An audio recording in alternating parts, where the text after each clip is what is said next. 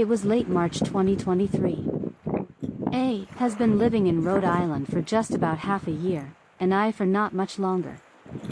For the first time, we drove to the real RISD beach, with sand instead of grass, to see the sea.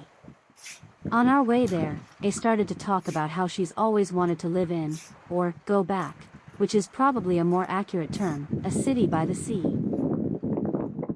As the name Rhode Island indicates, the abstract concept of the ocean surrounding us is one primary reason she chose this school.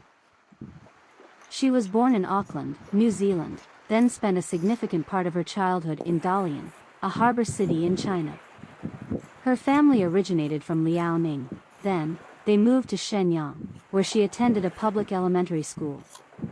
Soon after, she moved again to Beijing, where she spent her whole life.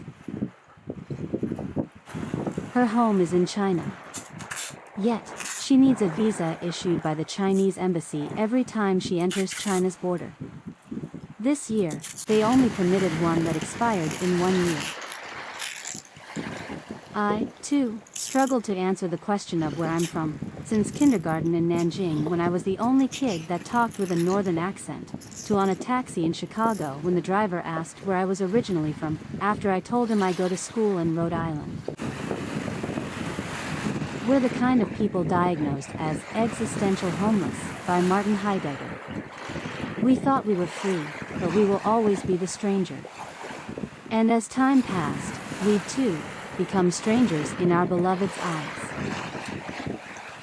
So I understand her desire to go back to a city near the sea, to attach the sense of belonging to a solid geographical component, to make up for the lost home that we seek endlessly in people, to be the child we didn't get to be before we're rushed to mature.